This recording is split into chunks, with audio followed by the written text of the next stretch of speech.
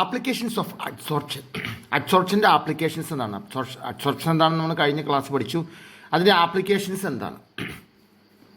അതുകൊണ്ട് നമുക്ക് എന്തെല്ലാം ആപ്ലിക്കേഷൻസാണ് നമ്മുടെ ഡേ ടു ഡേ ലൈഫിലുള്ളതെന്നാണ് നമ്മൾ പഠിക്കാൻ പോകുന്നത്. First one, finely divided coconut charcoal is used in gas mask to absorb the toxic gases. നമ്മുടെ കോക്കനട്ട് ചാർക്കോൾ, നമ്മുടെ ചിരട്ടക്കരി, അതെന്ത് ചെയ്യുന്നു? ഗ്യാസ് മാസ്കിൽ ടോക്സിക് ആയിട്ടുള്ള ഗ്യാസസ് അബ്സോർബ് ചെയ്തെടുക്കാൻ വേണ്ടി നമ്മൾ യൂസ് ചെയ്യുന്നു.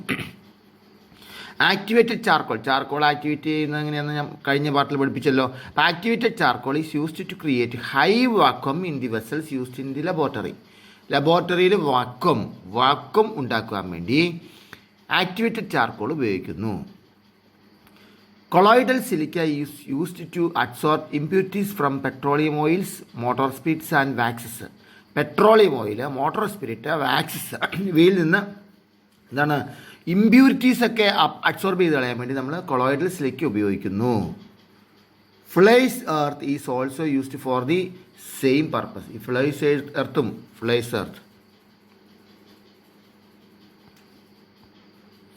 എർത്ത് അതും നമ്മൾ ഈ പർപ്പസിന് വേണ്ടി ഉപയോഗിക്കുന്നു. Ferric hydroxide is used as an antidote adsorbent in the case of arsenic poison. ഈ ആഴ്സനിക് കൊണ്ട് പോയിസൺ ഉണ്ടായാൽ ആൻറ്റിഡോട്ടായിട്ട് നമ്മൾ ഫെറിക് ഹൈഡ്രോക്സൈഡാണ് ഉപയോഗിക്കുന്നത്. ആൻറ്റിഡോട്ട് എന്ന് പറയുന്നത് അതിനെ മറുമരുന്നായിട്ട്, മനസ്സിലായില്ല, അതിനൊരു മെഡിസിനാണ് ഫെറിക് ഹൈഡ്രോക്സൈഡ് ഉപയോഗിക്കുക. ഫെറിക് ഹൈഡ്രോക്സൈഡ് എന്താണ്? ആഴ്സനിക്ക് നമ്മുടെ ബോഡിയിലുള്ളത് എന്ത് ചെയ്യുന്നു? അബ്സോർബ് ചെയ്തെടുക്കുന്നു. ഫെറിക് ഹൈഡ്രോക്സൈഡ് ആഴ്സനിക് പോയിസണിങ്ങിൽ നമ്മൾ ആൻറ്റിഡോട്ടായിട്ട് അബ്സോർബൻ്റായിട്ട് ഉപയോഗിക്കുന്നു. കാറ്റലൈസ്ഡ് റിയാക്ഷൻസ്, കാറ്റലിസ്റ്റ് ഉപയോഗിച്ചിട്ടുള്ള റിയാക്ഷൻസ്. ഹെട്രോജീനിയസ് കാറ്റലിസ്റ്റ്, അതായത് ഹെട്രോജീനിയസ് കാറ്റലിസ്റ്റ് എന്ന് പറയുന്നുണ്ടെങ്കിൽ ആ റിയാക്റ്റൻറ്റും കാറ്റലിസ്റ്റും എന്താണ് ഡിഫറെൻറ്റ് ഫേസിലായിരിക്കും. അതാണ് ഹെട്രോജീനിയസ് കാറ്റലിസ്റ്റ് എന്ന് പറയുന്നത്. Catalyst reactions R affected through adsorption of reactant on sold surface of catalyst. ഈ കാറ്റലിസ്റ്റിൻ്റെ സോൾഡ് സർഫസിൽ അഡ്സോർപ്ഷൻ നടക്കുന്നു റിയാക്റ്റൻറ്റിൻ്റെ. അങ്ങനെയാണ് കാറ്റലൈസ്ഡ് റിയാക്ഷൻസ് നടക്കുന്നത്. കാറ്റലൈസ്ഡ് റിയാക്ഷൻ എന്ന് പറഞ്ഞാൽ കാറ്റലിസ്റ്റിന് ഒരു സർഫസ് ഉണ്ടാക്കി കൊടുക്കുകയാണ്, റിയാക്റ്റൻറ്റിനെ അബ്സോർബ് ചെയ്യാനുള്ള ഒരു സർഫസ് ഉണ്ടാക്കി കൊടുക്കുകയാണ്. അത് വളരെ ഇമ്പോർട്ടൻ്റ് ആയിട്ടുള്ളൊരു ആപ്ലിക്കേഷനാണ്. Various adsorbents are used in the industry to recover solvent vapours from air or particular solvent vapour from a mixture of gases. ഇൻഡസ്ട്രിയിൽ സോൾവെൻറ്റിൻ്റെ വേപ്പേഴ്സ്, എയറിൽ നിന്ന് solvent vapours, particular solvent vapour, ഒരു മിക്സ്ചർ ഓഫ് ഗ്യാസസ്, ഒരു particular ആയിട്ടുള്ള സോൾവെൻറ്റിൻ്റെ gas നമുക്കിങ്ങനെ മാറ്റിയെടുക്കണമെങ്കിൽ അതിനെ അബ്സോർബ് ചെയ്തെടുക്കാൻ വേണ്ടി വേരിയസ് ആയിട്ടുള്ള അഡ്സോർബൻറ്റ് യൂസ് ചെയ്യുന്നു. ഇനി അടുത്തെന്താണ്? ഷുഗർ അല്ലേ? നമ്മൾ ഷുഗർ നമുക്കറിയാം, പഞ്ചസാര തയ്യാറാക്കുമ്പോൾ അതിന് നല്ല വൈറ്റ് കളറൊന്നുമല്ല, വൈദ്യുതി ഇമ്പ്യൂരിറ്റീസൊക്കെ ഉണ്ട്. അപ്പോൾ ഈ ഷുഗറിനെ നമ്മളെന്ത് വൈറ്റ് കളറാക്കാൻ വേണ്ടി, അല്ലെങ്കിൽ അതിനെ എന്താക്കാൻ വേണ്ടി, ഡീകളറൈസ് ചെയ്യാൻ വേണ്ടി ആനിമൽ ചാർക്കോൾ, എല്ലുകരി ആനിമൽ ചാർക്കോൾ ഷുഗർ ഇൻഡസ്ട്രിയിൽ ഉപയോഗിക്കുന്നു. Silica gel and alumina are used as good drying agents because of their great adsorptive capacity. ഈ ഡ്രൈയിങ് ഏജൻറ്റ്സ് ആയിട്ട് സിലിക്ക ജെല്ലും അലൂമിനിയം ഉപയോഗിക്കുന്നു. നല്ല അഡ്സോർപ്റ്റീവ് കപ്പാസിറ്റി ഉള്ളവയാണ്. Many drugs are selectively adsorbed. ഈ ഡ്രഗുകൾ സെലക്റ്റീവായിട്ടാണ് നമ്മുടെ ബോഡിയിലോട്ട് അഡ്സോർബ് ചെയ്യുന്നത്. Adsorption is extensively used in the softening and deionizing of water by permuted process. First year പഠിച്ചാണ്. പെർമ്യൂട്ടഡ് പ്രോസസ്സിൽ എന്താണ്? വാട്ടറിനെ പ്യൂരിഫൈ ചെയ്യാൻ വേണ്ടി, അല്ലേ, സോഫ്റ്റനിങ് ചെയ്യാൻ, ഹാർഡ് വാട്ടറിനെ സോഫ്റ്റ് വാട്ടർ ആക്കാൻ വേണ്ടി, വാട്ടറിനെ ഡീഅയോണൈസ് ചെയ്യാൻ വേണ്ടി നമ്മൾ എന്താണ് അഡ്സോർപ്ഷൻ എന്ന് പറയുന്ന പ്രോസസ്സ് ഉപയോഗിക്കാറുണ്ട്. ആ നയോൺ എക്സ്ചേഞ്ച് പ്രോസസ്സിലൊക്കെ അഡ്സോർപ്ഷനാണ് ശരിക്കും നടക്കുന്നത്. The basic principles of concentration of sulfide or concentrate ചെയ്യാനുള്ള ബേസിക് പ്രിൻസിപ്പിൾ എന്ന് പറയുന്നത് ഫ്രോത്ത് ഫ്ലോട്ടേഷൻ. ആ ഫ്രോത്ത് ഫ്ലോട്ടേഷൻ പ്രോസസ്സിൽ പൈൻ ഓയിൽ നമ്മൾ ഉപയോഗിക്കുന്നുണ്ട് ഫ്രോതിങ് ഏജൻ്റായിട്ട്. അതൊരു അബ്സോർപ്ഷൻ പ്രോസസ്സാണ്. അബ്സോർപ്ഷന് വേണ്ടി പൈൻ ഓയിൽ ഫ്രോതിങ് ഏജൻ്റായിട്ട് ഉപയോഗിക്കാറുണ്ട് ഫ്രോത്ത് ഫ്ലോട്ടേഷൻ മെത്തേഡിൽ. സൾഫൈഡ് ഓറുകൾ എന്ത് ചെയ്യാൻ വേണ്ടി? കോൺസെൻട്രേറ്റ് ചെയ്യാൻ വേണ്ടി.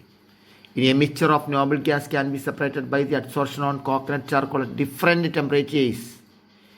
ഈ നോബിൾ ഗ്യാസിൻ്റെ മിക്സ്ചർ ഡിഫറെൻറ്റ് ടെമ്പറേച്ചേഴ്സിൽ നമുക്ക് എന്ത് ചെയ്യാം, സെപ്പറേറ്റ് ചെയ്യാം. അഡ്സോർപ്ഷൻ ഉപയോഗിച്ചാണ്, അഡ്സോർപ്ഷൻ യൂസ് ചെയ്തുകൊണ്ടാണ് നമ്മളിതിനെ സെപ്പറേറ്റ് ചെയ്യുന്നത്. അങ്ങനെ അനവധി നിരവധി ആപ്ലിക്കേഷൻസ് അഡ്സോർപ്ഷന് ഉണ്ട്. ഇനി നമുക്കറിയാം എന്താണ് കാറ്റലിസ്റ്റ് എന്ന് പറയുന്നത്. Catalyst, what is A catalyst? Catalyst എന്ന് പറയുന്നത് എന്താണ്? അതിന് ചേഞ്ച് ഒന്നും വരില്ല. കാറ്റലിസ്റ്റ് ചേഞ്ച് ഒന്നും വരില്ല. റിയാക്ഷനെ അഫക്റ്റ് ചെയ്യുന്നു, റിയാക്ഷൻ്റെ സ്പീഡ് കൂട്ടുന്നു, സ്പീഡ് കുറയ്ക്കുന്നു. ഇതാണ് കാറ്റലിസ്റ്റ് എന്ന് പറയുന്നത്. അത് നമുക്ക് എല്ലാവർക്കും അറിയാവുന്ന കേസാണ് അല്ലേ. ഒരു കാറ്റലിസ്റ്റിൻ്റെ പേര് ഞാൻ പറയട്ടെ. Potassium chloride, chlorite, manganese dioxide, ഇതൊക്കെ കാറ്റലിസ്റ്റാണ് അല്ലേ. അപ്പോൾ a catalyst does not alter the equilibrium of a reversible reaction. ഒരു റിവേഴ്സിബിൾ റിയാക്ഷൻ്റെ ഇക്വിലിബ്രിയത്തെ ആൾട്ടർ ചെയ്യുമൊന്നുമില്ല കാറ്റലിസ്റ്റ്. പിന്നെന്ത് ചെയ്യുന്നു? It helps to attain the equilibrium quickly by speeding up the forward and backward reactions. Backward റിയാക്ഷനും ഫോർവേഡ് റിയാക്ഷനും ഒരേപോലെ same റേറ്റിൽ സ്പീഡ് ചെയ്തുകൊണ്ട് പെട്ടെന്ന് ഇക്വിലിബ്രിയം അറ്റൈൻ ചെയ്യാൻ വേണ്ടി എന്ത് ചെയ്യുന്നു? ഹെൽപ്പ് ചെയ്യുന്നു കാറ്റലിസ്റ്റ്. നമുക്കറിയാം റിവേഴ്സിബിൾ റിയാക്ഷൻ എന്ന് പറയുന്നത് റിയാക്ഷൻ സ്റ്റോപ്പ് ചെയ്യുമ്പോഴല്ല റിയാക്ഷൻ കംപ്ലീറ്റ് ആകുന്നത്. പിന്നെ എന്താണ്? അത് ഇക്വിലിബ്രിയത്തിൽ എത്തുമ്പോഴാണ്. അതായത് ഫോർവേഡ് റിയാക്ഷൻ്റെയും ബാക്ക്വേർഡ് റിയാക്ഷൻ്റെയും റേറ്റ് സെയിം ആകുമ്പോഴാണ് അത് സ്റ്റോപ്പ് ചെയ്യുന്നത്. അപ്പോൾ കാറ്റലിസ്റ്റ് എന്ത് ചെയ്യുന്നു? പെട്ടെന്ന് ഇക്വിലിബ്രിയം അറ്റൈൻ ചെയ്യാൻ വേണ്ടി ഹെൽപ്പ് ചെയ്യുന്നു. എങ്ങനെ ഹെൽപ്പ് ചെയ്യുന്നു? ഫോർവേഡ് റിയാക്ഷനും ബാക്ക്വേർഡ് റിയാക്ഷനും ഒരുപോലെ സ്പീഡപ്പ് ചെയ്തുകൊണ്ട്. ഓക്കെ, അതാണ് കാറ്റാലിസിസ് എന്ന് പറയുന്നത്. അപ്പോൾ കാറ്റലിസ്റ്റ് തന്നെ 2 ടൈപ്സ് ഉണ്ട്. Positive catalyst and negative catalyst. അതിൻ്റെ പേരുകൊണ്ട് തന്നെ അറിയാം. പോസിറ്റീവ് കാറ്റലിസ്റ്റ് എന്ന് പറയുമ്പോൾ എന്താണ്? സ്പീഡ് കൂട്ടുന്ന കാറ്റലിസ്റ്റ് അല്ലേ. റിയാക്ഷൻ്റെ സ്പീഡ് കൂട്ടുന്ന കാറ്റലിസ്റ്റ്. പൊട്ടാസ്യം ക്ലോറൈറ്റ് എന്ത് ചെയ്യുന്നു? ഡിക്കമ്പോസ് ചെയ്തിട്ട് എന്തുണ്ടാവുന്നു? പൊട്ടാസ്യം ഡിക്കമ്പോസ് ചെയ്യുന്നു. ആ ഡിക്കമ്പോസ് ചെയ്യുമ്പോൾ പൊട്ടാസ്യം ക്ലോറൈഡും ഓക്സിജനുമാണ് ഉണ്ടാവുക ഡിക്കമ്പോസ് ചെയ്യുമ്പോൾ. മനസ്സിലായില്ലേ? ഈ ഡിക്കമ്പോസിഷൻ ഫാസ്റ്റ് ആക്കാൻ വേണ്ടി മാംഗനീസ് ഡയോക്സൈഡ് നമ്മൾ ചേർക്കുന്നു. ഇവിടെ നോക്കിക്കേ, ഈ മാംഗനീസ് ഡയോക്സൈഡുമായിട്ട് ഇത് റിയാക്ട് ചെയ്തിട്ടില്ല. ഉണ്ടോ? പൊട്ടാസ്യവും ക്ലോറിനും. ഇവിടെ പൊട്ടാസ്യം ക്ലോറിനും ഉള്ളൂ, ഓക്സിജനും ഉള്ളൂ. അല്ലാതെ മാംഗനീസ് ഒന്നും ഇവിടെ കാണാനില്ല. അതിൻ്റെ അർത്ഥം എന്താണ്? അതിൻ്റെ മീനിങ് ഇത്രയേ ഉള്ളൂ. ഈ മാംഗനീസ് ഡയോക്സൈഡ് എന്ന് പറയുന്നത് ഇത് ഇക്വിലിബ്രിയത്തിലെത്താൻ വേണ്ടി മാത്രം ഹെൽപ്പ് ചെയ്തേ ഉള്ളൂ. പക്ഷേ മാംഗനീസ് ഡയോക്സൈഡിന് അതിന് തന്നെ ഒരു റിയാക്ഷൻ ഉണ്ടായിട്ടില്ല, അതിന് യാതൊരു ചേഞ്ചും ഉണ്ടായില്ല. ആ മാംഗനീസ് ഡയോക്സൈഡ് നമുക്ക് അതുപോലെ തന്നെ തിരിച്ച് കിട്ടും. മനസ്സിലായില്ലേ? കരിവേപ്പില ഇട്ട് എന്താണ്? ആ കരിവേപ്പില കറി ഉണ്ടായി കഴിയുമ്പോൾ കരിവേപ്പില അവിടെ തന്നെ ഉണ്ടാവും. കരിവേപ്പില അവിടെ കഴിയില്ല, അടുത്ത് കളയും. അതുപോലെ എന്താണ് കാറ്റലിസ്റ്റ് എന്ന് പറയുന്നത്? സ്പീഡപ്പ് ചെയ്യും, റിയാക്ഷനെ സ്പീഡപ്പ് ചെയ്യും, പെട്ടെന്ന് ഇറിവേഴ്സിബിൾ റിയാക്ഷൻ ഇക്വിലിബ്രിയത്തിൽ എത്തിക്കുവാൻ സഹായിക്കുന്നു. പക്ഷേ അതിന് ചേഞ്ച് ഒന്നും വരികയില്ല. മനസ്സിലായത്? പോസിറ്റീവ് കാറ്റലിസ്റ്റാണ്, വളരെ സ്പീഡിൽ ഉണ്ടാക്കാൻ വേണ്ടി.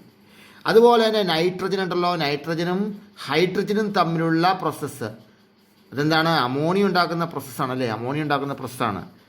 അവിടെ എന്താണ്? സ്പോഞ്ചി അയണാണ് അവിടെ കാറ്റലിസ്റ്റായിട്ട് ഉപയോഗിക്കുന്നത്. അയണിന് യാതൊരു കുഴപ്പവും പറ്റില്ല, അയൺ അങ്ങനെ തന്നെ അവിടെ ഉണ്ടാവും. ഇതിൻ്റെ സ്പീഡ് കൂടുകയും ചെയ്യുന്നു. ഇത് പോസിറ്റീവ് കാറ്റലിസ്റ്റിനെ കുറിച്ചാണ് പറയുന്നത്. മാംഗനീസ് ഡയോക്സൈഡും സ്പോഞ്ചി അയണൊക്കെ ഇവിടെ പോസിറ്റീവ് കാറ്റലിസ്റ്റ് ആയിട്ടാണ് യൂസ് ചെയ്തത്.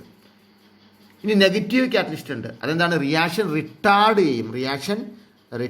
അതിൻ്റെ വേഗത കുറച്ച് കളയും റിയാക്ഷൻ്റെ. അതാണ് നെഗറ്റീവ് കാറ്റലിസ്റ്റ് എന്ന് പറയുന്നത്. ഹൈഡ്രജൻ പെറോക്സൈഡിൻ്റെ ഡികമ്പോസിഷൻ എന്ന് പറയുന്നത് വാട്ടറും എന്താണ് ഓക്സിജൻ H2Oയും O2 ആവുന്നു. അതായത് വാട്ടർ വേപ്പറും O2 ആണ് ഉണ്ടാകുന്നത്. ഇതിനെ കാറ്റലിസ്റ്റായിട്ട് ഡൈല്യൂട്ട് H2SO4 സൾഫ്യൂരിക് ആസിഡ് ഉപയോഗിക്കുകയാണെങ്കിൽ ഇതിൻ്റെ ഡികമ്പോസിഷൻ എന്ന് പറഞ്ഞാൽ സ്ലോ ആയിപ്പോവും. സൾഫ്യൂരിക് ആസിഡ് ചേർത്താൽ ഡികമ്പോസിഷൻ സ്ലോ ആയിപ്പോവും. അപ്പോൾ ഇതിന് നെഗറ്റീവ് കാറ്റലിസ്റ്റ് എന്ന് പറയും. മനസ്സിലായല്ലോ? ഇനി എന്താണ് catalytic promoters and catalytic poisons? Promoters എന്ന് പറയുമ്പോൾ തന്നെ അറിയാം അത് പ്രൊമോട്ട് ചെയ്യുന്നതാണ്. പോയിസൺസ് എന്ന് പറയുമ്പോൾ എന്താണ്? അതിനെ സ്റ്റോപ്പ് ചെയ്യുകയോ അതിനെ റിട്ടാർഡ് ചെയ്യുകയോ അത് പതുക്കിയാക്കുകയോ ഒക്കെ ചെയ്യുന്നതാണ്. certain external substances enhance the activity of catalyst. കാറ്റലിസ്റ്റിൻ്റെ ആക്ടിവിറ്റിയെ എൻഹാൻസ് ചെയ്യുന്ന എക്സ്റ്റേണൽ സബ്സ്റ്റൻസ് ഉണ്ട്. Such substances are called catalytic promoters എന്ന് പറയുന്നു. അതെന്താണ്? ആ കറ്റാലിറ്റിക് ആക്ടിവിറ്റിയെ സ്ലോ ഡൗൺ ചെയ്യുന്നത്, പ്രൊമോട്ട് ചെയ്യുന്നത്, അതായത് എൻഹാൻസ് ചെയ്യുന്ന എൻഹാൻസ് ചെയ്യുന്ന കാറ്റലിസ്റ്റിനെയാണ് കറ്റാലിറ്റിക് പ്രൊമോട്ടേഴ്സ് എന്ന് പറയുന്നത്.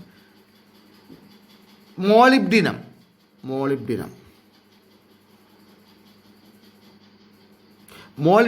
is used as a promoter along with the catalyst ion in the Haber process. നമ്മൾ കണ്ടില്ലേ അമോണിയ ഉണ്ടാക്കുന്ന ഹേബർ പ്രോസസ്സറിലെ ഹേബർ പ്രോസസ്സിൽ ഈ അയേണിൻ്റെ കറ്റാലിറ്റിക് പ്രോപ്പർട്ടി എൻഹാൻസ് ചെയ്യാൻ വേണ്ടി നമ്മൾ മോളിബ്ഡിനം ഉപയോഗിക്കാറുണ്ട്. അപ്പോൾ മോളിബ്ഡിനം ഒരു കറ്റാലിറ്റിക് പ്രൊമോട്ടറാണെന്ന് നമുക്ക് പറയാം. ഓക്കെ, ഇതിൻ്റെ കൂടെ മോളിബ്ഡിനം കൂടി ഉപയോഗിക്കുന്നു. എഫിയുടെ കൂടെ മോളിബ്ഡിനം കൂടി, ഇപ്പോൾ എഫ് എന്നുള്ളടത്ത് പ്ലസ് ഇത് മോളിബ്ഡിനവും കൂടി ചേർക്കുന്നു. ഇനി certain external substance inhibit the activity of the catalyst activity നടത്തില്ല, അത് തടഞ്ഞു കളയും, സ്ലോ ഡൗൺ ചെയ്യും. ഞാൻ ആദ്യം സ്ലോ ഡൗൺ എന്ന് പറഞ്ഞാൽ ഇൻഹിബിറ്റ് ചെയ്ത് കളയും, അത് തടഞ്ഞു കളയും. കാറ്റലിറ്റിക് ആക്ടിവിറ്റി നടക്കില്ല. അത് നമ്മൾ മനഃപൂർവ്വം ചെയ്യില്ല ഒരിക്കലും. ഒരു കാറ്റലിസ്റ്റ് ചേർത്തിട്ട് ആക്ടിവിറ്റി ചെയ്യാണ്ടിരിക്കാൻ വേണ്ടി നമ്മൾ എന്തെങ്കിലും സാധനം ചേർക്കും, അത് ഒരിക്കലും ഇല്ല. കാരണം എന്താണ്, നമ്മൾ കാറ്റലിസ്റ്റ് ചേർക്കുന്നത് എന്താണ്, കാറ്റലിറ്റിക് ആക്ടിവിറ്റിക്ക് വേണ്ടിയാണ്. എന്നിട്ട് അതിൻ്റെ കൂടെ അത് ആക്ടിവിറ്റി നടക്കാതിരിക്കാനും വേണ്ടി സാധനം ചേർക്കും, ഇല്ല. അപ്പോൾ ഇത് നാച്ചുറലായിട്ട് കാണുന്ന ഫിനോമിനയാണല്ലേ. എന്താണ്, such substance are called catalytic poisons. Example, in the manufacture of sulphuric acid manufacture ചെയ്യുമ്പോൾ, കോണ്ടാക്ട് പ്രോസസ്സിൽ നമ്മൾ സൾഫ്യൂരിക് ആസിഡ് മാനുഫാക്ചർ ചെയ്യുമ്പോൾ presence of a very minute quantity of arsenic എങ്ങനെയെങ്കിലും അതിനകത്തുണ്ടാവും. ആഴ്സനിക്കിൻ്റെ എന്തെങ്കിലും ഒരു ചെറിയ ട്രേസ് കണ്ടാൽ മതി. നമ്മളതിനകത്ത് ഉപയോഗിക്കുന്ന പ്ലാറ്റിനം കാറ്റലിസ്റ്റാണ്. കോണ്ടാക്ട് പ്രോസസ്സിൽ പ്ലാറ്റിനമാണ് കാറ്റലിസ്റ്റായിട്ട് ഉപയോഗിക്കുന്നത്. ആഴ്സനിക്കിൻ്റെ അംശമെങ്ങാനും അവിടെ ഉണ്ടെങ്കിൽ പ്ലാറ്റിനം കാറ്റലിസ്റ്റിൻ്റെ കാറ്റാലിക് ആക്ടിവിറ്റി ഡിസ്ട്രോയ് ചെയ്ത് കളയും. അത് മനഃപൂർവ്വം ചെയ്യുന്നതല്ല, അത് ഓൾറെഡി അത് അറിയാതെ ഉണ്ടായി പോകുന്നതാണ് ആഴ്സനിക്ക് അല്ലേ. അപ്പോൾ ആഴ്സനിക്ക് എങ്ങാനും സൾഫ്യൂരിക് ആസിഡിൻ്റെ കോണ്ടാക്ട് പ്രോസസ്സിൽ ആഴ്സനിക്കിൻ്റെ ഒരു ചെറിയ മൈന്യൂട്ട് പ്രസൻസ് വന്നാൽ മതി, ആ നമ്മൾ കാറ്റലിസ്റ്റായിട്ട് ഉപയോഗിക്കുന്ന പ്ലാറ്റിനം കാറ്റലിസ്റ്റിൻ്റെ കറ്റാലിറ്റിക് പ്രോപ്പർട്ടി എന്താണ്, ഡിസ്ട്രോയ് ചെയ്ത് കളയും. മനസ്സിലായില്ലേ? യെസ്. ഇനി നമുക്ക് പഠിക്കാനുള്ളത് ഹോമോജീനിയസ് എന്ന് പറഞ്ഞാൽ ഒരുപോലെയാണ്. ഹോമോജീനിയസ് കാറ്റലിസ്റ്റ് എന്ന് പറഞ്ഞാൽ എന്താണ്, ഹോമോജീനിയസ് കാറ്റലിസ്റ്റ്. ഈ കാറ്റലിസ്റ്റും റിയാക്റ്റൻറ്റും സെയിം ഫേസിലാണെങ്കിൽ അതിന് ഹോമോജീനിയസ് കാറ്റലിസ്റ്റ് എന്ന് പറയുന്നു. ഇപ്പോൾ സൾഫർ ഡയോക്സൈഡ് ഓക്സിജനുമായിട്ട് റിയാക്ട് ചെയ്തിട്ട് സൾഫർ ട്രയോക്സൈഡ് ഉണ്ടാകുന്ന റിയാക്ഷൻ അല്ലേ, സൾഫർ ട്രയോക്സൈഡ് ഉണ്ടാകുന്ന റിയാക്ഷൻ, അവിടെ നൈട്രജൻ മോണോക്സൈഡ് ആണ് നമ്മൾ എന്ത് ഉപയോഗിക്കുന്നത്, നൈട്രജൻ ഓക്സൈഡ് ആണ് നമ്മൾ കാറ്റലിസ്റ്റായിട്ട് ഉപയോഗിക്കുന്നത്. അപ്പോൾ ഈ കാറ്റലിസ്റ്റും ഇതും ഗ്യാസാണ്, കാറ്റലിസ്റ്റും റിയാക്റ്റൻറ്റും സെയിം ഫേസിലാണ്. അപ്പോൾ ഹോമോജീനിയസ് കാറ്റലിസ്റ്റ് എന്ന് പറയുന്നു. ഓക്കെ, മറ്റൊരെണ്ണം പറയുകയാണെങ്കിൽ നമ്മൾ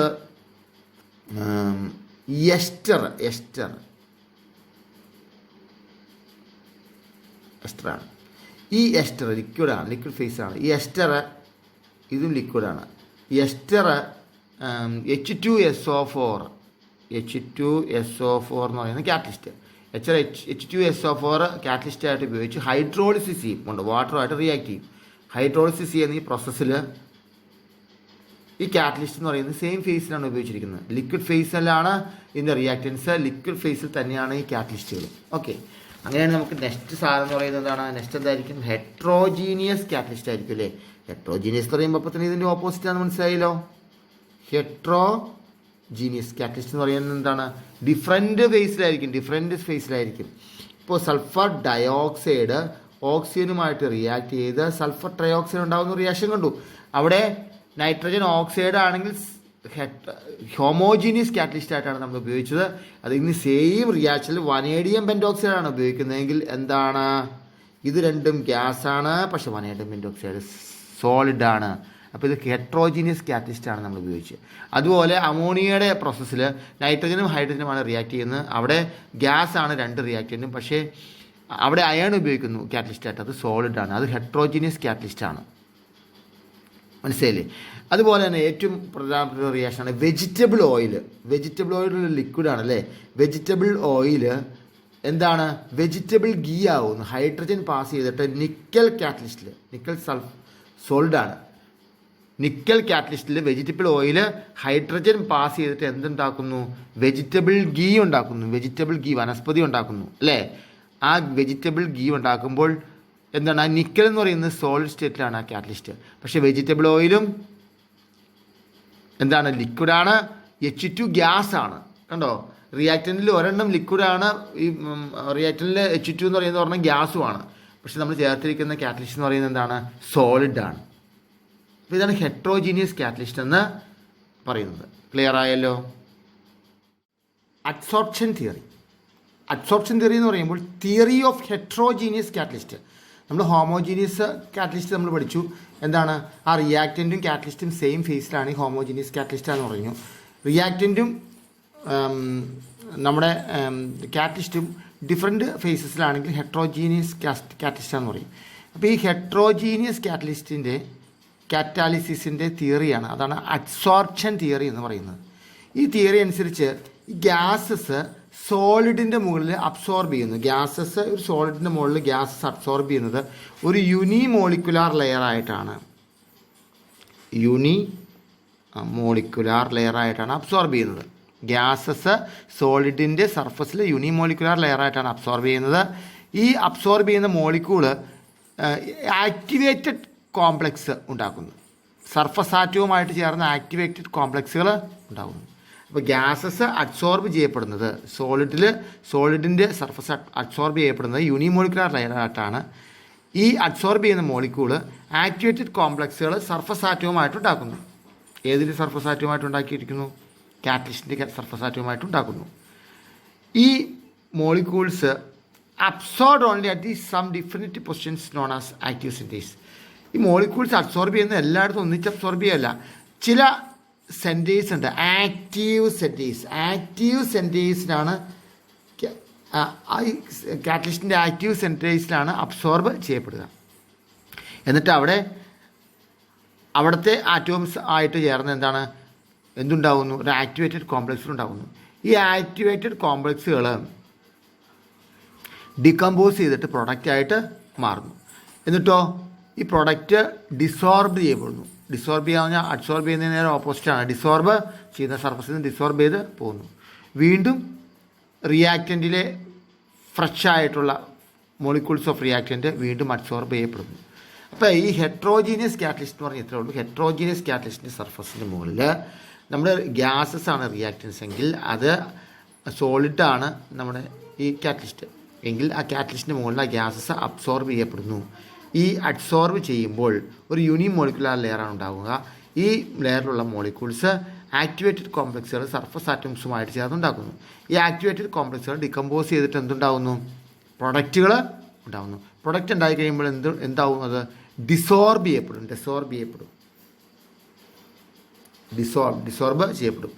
വീണ്ടും ആ റിയാക്റ്റൻ്റ് മോളിക്യൂൾസ് അബ്സോർബ് ചെയ്യപ്പെടുന്നു. ഇങ്ങനെ ഉണ്ടാകുന്നു. അപ്പോൾ എന്താണ്, ആ കാറ്റലിസ്റ്റിന് ഒരു പ്രശ്നവുമില്ല. കാറ്റലിസ്റ്റ് അവിടെ തന്നെ അൺറിയാക്റ്റഡ് ആയിട്ട് അവിടെ തന്നെ ഇരിക്കുന്നു. അതിന് മാസിന് ചേഞ്ച് ഒന്നും വരില്ല. കാറ്റലിസ്റ്റിൻ്റെ മാസ് എപ്പോഴും അൺചേഞ്ച്ഡ് ആയിട്ട് ഇരിക്കുന്നു. ഒരു എക്സാമ്പിളിന് സൾഫർ ട്രയോക്സൈഡ് കോണ്ടാക്റ്റ് പ്രോസസ്സിൽ സൾഫർ ട്രയോക്സൈഡ് ഫോം ചെയ്യുന്നത് സൾഫർ ഡയോക്സൈഡും ഓക്സിജനും കൂടി ചേർന്നാണ്. പ്ലാറ്റിനമാണ് കാറ്റലിസ്റ്റ്. ഈ കാറ്റലിസ്റ്റിൻ്റെ മുകളിൽ റിയാക്റ്റൻറ്റിൻ്റെ ഒരു മോളിക്കുലാർ ലെയർ ഉണ്ടാവുകയും ഈ യൂണിമോളിക്കുലാർ ലെയറിൽ ഈ സർഫസിലെ ആറ്റോംസ് ആയിട്ട് ആക്ടിവേറ്റഡ് കോംപ്ലക്സ് ഉണ്ടാക്കുന്നു. ഈ ആക്ടിവേറ്റഡ് കോംപ്ലക്സ് എന്ത് ചെയ്യുന്നു? പ്രൊഡക്റ്റായിട്ട് ഡീകമ്പോസ് ചെയ്യുകയും അത് ഡിസോർബ് ചെയ്യുകയും ചെയ്യപ്പെടുന്നു. കാറ്റലിസ്റ്റ് അവിടെ തന്നെ ഉണ്ടാവും. മനസ്സിലായില്ലേ? ഈ തിയറിയുടെ പ്രത്യേകത എന്താണ്? This theory can explain Y the catalyst remains unchanged. എന്തുകൊണ്ടാണ് കാറ്റലിസ്റ്റ് അൺചേഞ്ച് ആയിട്ടിരിക്കുന്നതെന്ന് ഈ തിയറിക്ക് എക്സ്പ്ലെയിൻ ചെയ്യാൻ കഴിഞ്ഞു. മാസും കോമ്പോസിഷനൊക്കെ അങ്ങനെ തന്നെ കാറ്റലിസ്റ്റിന് ഇരിക്കാനുള്ള കാരണം എന്താണ്? ഈ തിയറി കൊണ്ട് നമുക്ക് എക്സ്പ്ലെയിൻ ചെയ്യാൻ കഴിയും. നമ്മൾ അടുത്തായിട്ട് പഠിക്കാൻ പോകുന്നത് nature of solid catalysis. Solid കാറ്റാലിസിസിലെ നേച്ചർ എന്താണ് നേച്ചർ? ഈ സോളിഡ് ആയിട്ടുള്ള കാറ്റലിസ്റ്റുകൾക്ക് രണ്ട് മുഖങ്ങളുണ്ട്, അതായത് രണ്ട് ആസ്പെക്ട്സുകളുണ്ട്. എന്താണ്? ഒന്ന് ആക്ടിവിറ്റി എന്ന് പറയുന്ന ആസ്പെക്ട്സാണ്. നമുക്കറിയാം ആക്ടിവിറ്റി എന്ന് പറയുന്നത് എത്ര ആക്റ്റീവാണെന്നുള്ളത് അല്ലേ? What is activity? Activity is the ability of catalyst to accelerate a chemical reaction. ഒരു കെമിക്കൽ റിയാക്ഷൻ ആക്സലറേറ്റ് ചെയ്യാനുള്ള ആ എബിലിറ്റിയാണ് ആക്ടിവിറ്റി എന്ന് പറയുന്നത്. Activity is the ability of a catalyst to accelerate a chemical reaction. ഇപ്പം എക്സാമ്പിളിന് ഹൈഡ്രജനും ഓക്സിജനും കൂടി കമ്പൈൻ ചെയ്ത് വാട്ടർ ഉണ്ടാവുമെന്ന് അറിയാം. ഒരിക്കലും വെറുതെ കാറ്റലിസ്റ്റ് ഒന്നും ഇല്ലാതെ വെറുതെ ഹൈഡ്രജൻ ഓക്സിജൻ മിക്സ് ചെയ്താൽ ഒരിക്കലും വാട്ടർ ഉണ്ടാവില്ല. കാറ്റലിസ്റ്റിൻ്റെ ആബ്സെൻസിൽ വാട്ടർ ഉണ്ടാവില്ല, ഹൈഡ്രജൻ ഓക്സിജൻ ചേർന്ന് വാട്ടർ ഉണ്ടാവില്ല. എന്നാൽ പ്ലാറ്റിനം കാറ്റലിസ്റ്റായിട്ട് യൂസ് ചെയ്താൽ എന്താണ്, എക്സ്പ്ലോസീവായിട്ട് വയലൻ്റ് ആയിട്ട് ഈ റിയാക്ഷൻ നടക്കുന്നു. ഹൈഡ്രജൻ ഓക്സിജൻ കമ്പൈൻ ചെയ്ത് വാട്ടർ ഉണ്ടാവുന്നു, H2 ഉണ്ടാവുന്നു. H2 + O2 gives H2O. എന്താണ്, in the presence of a catalyst, that is platinum. കാറ്റലിസ്റ്റിൽ വയലൻ്റ് ആയിട്ടുള്ള ഒരു എക്സ്പ്ലോഷനാണ് ഉണ്ടാവുക. എന്നാൽ കാറ്റലിസ്റ്റിൻ്റെ ആബ്സെൻസിൽ ഇത് ഒരിക്കലും ഇത് കമ്പൈൻ ചെയ്യില്ല, H2 ഉണ്ടാവുകയും ഇല്ല. അതാണ് ആക്ടിവിറ്റി എന്ന് പറയുന്നത്. കാറ്റലിസ്റ്റ് ആക്ടിവിറ്റി, ആക്റ്റീവ് അല്ലാത്ത സാധനത്തിന് ആക്റ്റീവ് ആക്കും അത്. ഓക്കെ, ഇനി അടുത്ത് സെലക്ടിവിറ്റിയാണ്. അത് കുറച്ച് നന്നായിട്ട് പഠിക്കാനുള്ളതാണ് നമുക്ക് selectivity. What is selectivity? Selectivity എന്ന് പറയുന്നതാണ്, എല്ലാവരെയും സെലക്ട് ചെയ്യില്ല എന്ന് പറഞ്ഞ പോലെ ഈ കാറ്റലിസ്റ്റിന് ഒരു എബിലിറ്റി ഉണ്ട്, to direct a reaction to yield a particular product. ഒരു പർട്ടിക്കുലർ പ്രൊഡക്റ്റ് ഉണ്ടാക്കാനുള്ള ഡയറക്റ്റ്. ഇപ്പം നമുക്ക് കുറച്ച് മൈദാമാവ് പഞ്ചസാര കിട്ടി, നമ്മളൊരു ബോർമേലാണ് വർക്ക് ചെയ്യുന്നത്. നമുക്ക് എന്ത് ചെയ്യാം, നമുക്കതിനെ ബിസ്ക്കറ്റും ആക്കാം, നമുക്കതിനെ ബ്രെഡും ആക്കാം, നമുക്കതിനെ ബണ്ണും ആക്കാം, അല്ലേ? ആ പ്രോസസ്സ് അനുസരിച്ച് മാറും. മെറ്റീരിയൽ അത് തന്നെയാണ്, പക്ഷെ പ്രോഡക്റ്റ് ഡിഫറൻ്റ് ആണ്. അതുപോലെ തന്നെ സെലക്ടിവിറ്റി എന്ന് പറയുന്നത്, കാറ്റലിസ്റ്റ് മാറുമ്പോൾ പ്രൊഡക്റ്റ് മാറുന്നു. ഒരു പർട്ടിക്കുലർ ഡയറക്ഷനിൽ റിയാക്ഷനെ തിരിച്ചു കൊണ്ടുപോകുവാൻ, ഡയറക്റ്റ് ചെയ്ത് കൊണ്ടുപോകാൻ കാറ്റലിസ്റ്റ് കഴിയും. ഒരു കാറ്റലിസ്റ്റ് വിചാരിച്ചാൽ എന്താണ്, അത് ഉദ്ദേശിക്കുന്ന പ്രൊഡക്റ്റ്, അത് എയിം ചെയ്യുന്ന പ്രൊഡക്റ്റിനെ അതിന് ഉണ്ടാക്കാൻ പറ്റും. വേറൊരു കാറ്റലിസ്റ്റിന് ആ പ്രൊഡക്റ്റ് ഉണ്ടാക്കാൻ പറ്റില്ല. മനസ്സിലായില്ലേ? ഇപ്പം എക്സാമ്പിളിന് ഈ അസറ്റിലീൻ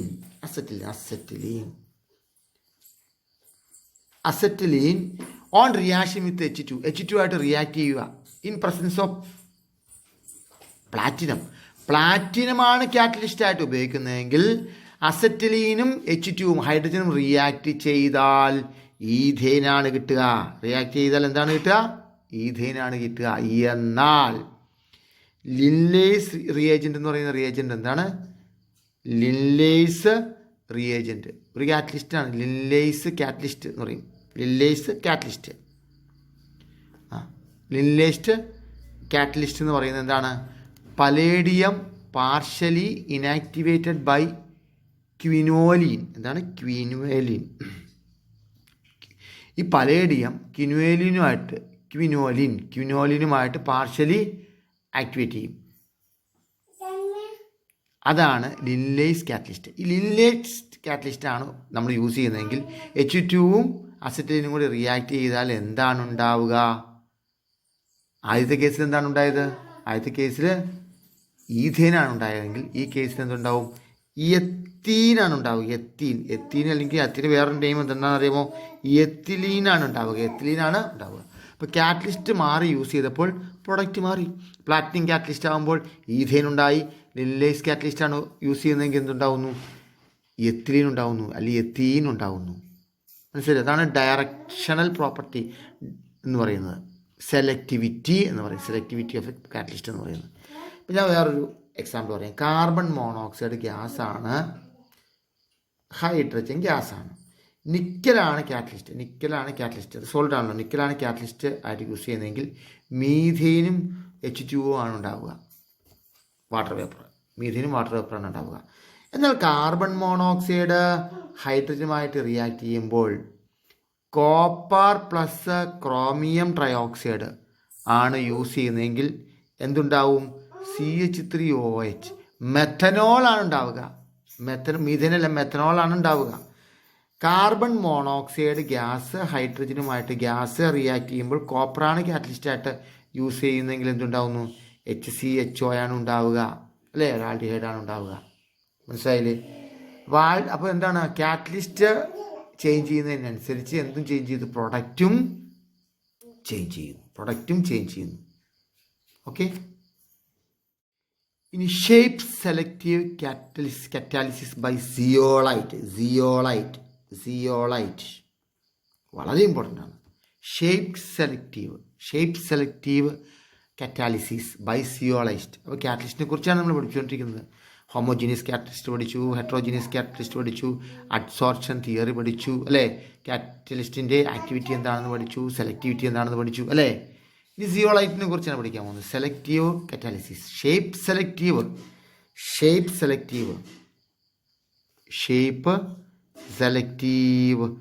കറ്റാലിസിസ് എന്ന് പറയും. The catalytic action that depends upon the pore structure of the catalyst and the size of the reactant and product molecule is called shape selective catalyst. ഞാൻ ഒരു കാര്യം കഴിഞ്ഞ കുറച്ച് മുമ്പ് പറഞ്ഞപ്പോൾ മറന്നുപോയി.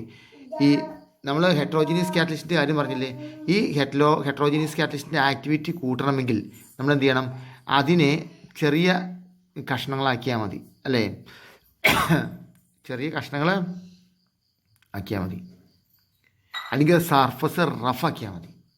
അപ്പോൾ സർഫസ് ഏരിയ കൂടുകയും, ചെറിയ കഷ്ണങ്ങളാക്കുമ്പോൾ സർഫസ് ഏരിയ കൂടും, അല്ലെങ്കിൽ റഫ് സർഫസ് ആകുമ്പോൾ സർഫസ് ഏരിയ കൂടും. അപ്പോൾ ആ കാറ്റലിസ്റ്റിന് കൂടുതൽ റിയാക്റ്റൻറ്റിന് മോളിക്യൂൾസിനെ അബ്സോർബ് ചെയ്യാൻ പറ്റുകയും ചെയ്യും. അത് ഞാൻ പറയാൻ ജസ്റ്റ് ഒന്ന് വിട്ടുപോയതാണ്. ഓക്കെ, ഇപ്പോഴാണ് ഞാൻ ഓർത്തത്. അപ്പോൾ ഷേപ്പ് സെലക്റ്റീവ് കാറ്റലിസ്റ്റ് എന്ന് പറയുന്നതാണ് ഒരു പോർ സ്ട്രക്ചറാണ് കാറ്റലിസ്റ്റിനുള്ള പോർ സ്ട്രക്ചർ. ആ പോർ എന്ന് പറയുമ്പോൾ ഇങ്ങനെ ഒരു പോർ സ്ട്രക്ചർ, വലിയ പോറുണ്ട്, ചെറിയ പോറുണ്ട്, വലിയ പോറുണ്ട് അല്ലേ. ഇപ്പോൾ ചെറിയ പോറ് ആണെങ്കിൽ ഈ പോറിന് സ്യൂട്ടബിൾ ആയിട്ടുള്ള മോളിക്യൂൾസിനാണ് അബ്സോർബ് ചെയ്യുള്ളൂ. വലിയ പോറാണെങ്കിൽ വലിയ പോറിന് സ്യൂട്ടബിൾ ആയിട്ടുള്ള മോളിക്യൂൾസിനാണ് അബ്സോർബ് ചെയ്യുള്ളൂ. അതാണ് പറയുന്നത്. The catalytic action that depends upon the pore structure of the catalyst and the size of the റിയാക്റ്റൻറ്റിൻ്റെ സൈസും ഈ പോർ സ്ട്രക്ചറും സ്യൂട്ടായാൽ നല്ലതാണ് അല്ലേ. റിയാക്റ്റൻ്റെ സൈസ് ആ പോറിന് സ്യൂട്ടായിരിക്കണം. And product molecules is called shape selective catalyst. Zeolites are examples of this type pore സ്ട്രക്ചറുള്ള സാറ്റലൈറ്റാണ്, ഷേപ്പ് സെലക്റ്റീവ് ആയിട്ടുള്ള കാറ്റലിസ്റ്റാണ്. അതിന് സിയോളൈറ്റാണ് എക്സാമ്പിൾ. എന്താണ് zeolite? Zeolites are aluminosilicates of metals with general formula ഓർത്തിരുന്നോളൂ. MX/N AlO2 അലുമിനിയമാണ് അല്ലേ. XSiO2Y എക്സും വൈ കുറേ നമ്പർ ആയിരിക്കും. MH2O ഇതാണ് ജനറൽ ഫോർമുല. ഇത് സിയോളൈറ്റിൻ്റെ ജനറൽ ഫോർമുലയാണ്. ഇത് അലൂമിനോ സിലിക്കേറ്റ് ആണ് അല്ലേ. അലുമിനിയം ഉണ്ട്, സിലിക്ക ഉണ്ട് അല്ലേ. അലൂമിനോ സിലിക്കേറ്റ്സ് ആണ്. എന്താണ്? അലൂമിനോ സിലിക്കേറ്റ്സ് ഓഫ് മെറ്റൽസ് ആണ്. എം എന്ന് കൊടുത്തിരിക്കുന്ന ഏതെങ്കിലും മെറ്റലിനെ കുറിച്ചാണ്. ഓക്കെ, അപ്പോൾ എൻ എന്ന് പറയുന്നത് എന്താണ്? വാലൻസിയാണ്. ഇവിടെ X/N ഇല്ല. എൻ എന്ന് പറയുന്നത് വാലൻസി ഓഫ് മെറ്റൽ അയോണാണ്. N is valency of metal ion. ആ മെറ്റൽ അയോൺ വാലൻസിയാണ്. Mn+ എന്ന് പറയില്ല. Mn+ എന്ന് പറയുമ്പോൾ 2+ ആണെങ്കിൽ വാലൻസി 2 ആണ്, 3+ ആണെങ്കിൽ വാലൻസി 3 ആണ്. Zeolites are highly porous and have cavities of different sizes. The cavities behavior of zeolite catalyst depends upon the size of the cavities in them, which usually varies from 260 picometer to 740 picometer. നിങ്ങളറിയാം, നിങ്ങൾ ഇങ്ങനെ ഇത് കണ്ടിട്ടില്ലേ, spanner. ഇങ്ങനെ ഈ spanner, അപ്പോൾ ഈ സ്പാനറിന് ഈ size ഉണ്ടാവും. ഇവിടെ കണ്ടോ, ഇങ്ങനെ കുറേ പോറുകൾ കാണാം. ഈ പോറൊക്കെ പല സൈസിലുള്ള നെറ്റുകൾ അഴിക്കാൻ ഉപയോഗിക്കാം. പോറുകളും പല സൈസിലുള്ള നെറ്റുകൾ അഴിക്കാം. അതുപോലെ ഈ പോറസ് സ്ട്രക്ചർ എന്ന് പറയുമ്പോൾ പല പോറുകളുണ്ട്. അപ്പോൾ ആ റിയാക്റ്റൻറ്റിൻ്റെ സൈസ് വെച്ചിട്ട് പല റിയാക്റ്റൻറ്റിന് എന്താണ് ഈ കാറ്റലിസ്റ്റ് ഉപയോഗിക്കാൻ കഴിയും, അതിൻ്റെ സൈസ് അനുസരിച്ച്. കാരണം പല പോറ് ഉണ്ട്, പല ഷേപ്പിലുള്ള പോറുണ്ട്. അപ്പോൾ ഈ പോറുള്ള ഷേപ്പിലുള്ള റിയാക്റ്റാണ് ഈ പോർ ഉപയോഗിച്ച്, ഈ പോറുള്ള റിയാക്റ്റൻറ്റിൻ്റെ ഷേപ്പാണ് ഈ പോർ ഉപയോഗിച്ച്. 260 picometer to 740 picometer വരെ പോറിന് വലുപ്പമുണ്ട്. അപ്പോൾ എന്താണ് ഇങ്ങനെ പോറിന് പല വലുപ്പമായതുകൊണ്ട് ഈ reactant molecules of A particular size and shape, ഒരേ പ്രത്യേക ഷേപ്പും ഒരു പർട്ടിക്കുലർ സൈസും ഉള്ളതിന് മാത്രമേ എന്ത് ചെയ്യാൻ പറ്റുള്ളൂ, ഈ ക്യാവിറ്റിയിൽ എൻ്റർ ചെയ്യാൻ പറ്റുള്ളൂ. നമ്മുടെ പെട്രോ കെമിക്കൽ ഇൻഡസ്ട്രിയിൽ സിയോളൈറ്റ് കാറ്റലിസ്റ്റായിട്ട് ഉപയോഗിക്കാറുണ്ട്. എന്താണ്? ഹൈഡ്രോകാർബണിൻ്റെ ഐസോമറുകൾ ഉണ്ടാക്കുക, ഐസോമറൈസേഷൻ, ക്രാക്കിങ്, ഹൈഡ്രോകാർബണുകളുടെ ക്രാക്കിങ് തുടങ്ങിയ പെട്രോളിയം ഇൻഡസ്ട്രിയിൽ ഉപയോഗിക്കാറുണ്ട്. ഇനി ആൽക്കഹോള് ഗ്യാസോലിൻ ഒരു ഫ്യൂവലാണല്ലേ. ആൽക്കഹോള് ഗ്യാസോലിനായിട്ട് മാറ്റുവാൻ വേണ്ടി സിയോളൈറ്റ് ഉപയോഗിക്കാറുണ്ട്. ആ സിയോളൈറ്റിൻ്റെ പേരാണ്, ആ കാറ്റലിസ്റ്റിൻ്റെ പേരാണ് ZSM5 എന്ന് പറയുന്നത്. ആൽക്കഹോളിനെ ഗ്യാസൊലീൻ ആക്കാനുള്ള കാറ്റലിസ്റ്റാണ് അല്ലേ zeolite. Alcohol is dehydrated in the ക്യാവിറ്റീസിൽ പോയിട്ട് ഡീഹൈഡ്രേറ്റ് ചെയ്യപ്പെടും. അതിനകത്ത് വാട്ടറിൻ്റെ കണ്ടൻറ്റ് അങ്ങ് മാറ്റപ്പെടും. Of the zeolite and hydrocarbons are formed. എന്നിട്ട് ഹൈഡ്രോ കാർബണുകൾ ഉണ്ടാകുന്നു. ഇങ്ങനെ കിട്ടുന്ന ഗ്യാസൊലീൻ എന്ന് പറയുന്നത് എന്താണ്? High octane number. Octane number എന്നൊരു നമ്പറാണ്, അതിൻ്റെ ക്വാളിറ്റി കാണിക്കാനുള്ള number. Octane number of 90 to 100 octane നമ്പറുള്ള ഗ്യാസൊലീനാണ് നമുക്ക് കിട്ടുന്നത്. നല്ല പ്യുവറായിട്ടുള്ള ഗ്യാസൊലീനാണ് കിട്ടുന്നത്. അത് ZSM5 എന്ന് പറയും. ഇനി സിയോളൈറ്റ് എ ഉണ്ട്. സിയോളൈറ്റ് എ എന്ന് പറയുന്നത് ഡിറ്റർജൻറ്റ് ബിൽഡർ ആയിട്ടാണ്. സോഡിയം ട്രൈ പോളിഫോസ്ഫേറ്റിനെ റീപ്ലേസ് ചെയ്യാനുള്ള ഡിറ്റർജൻറ്റ് ബിൽഡർ സോഡിയം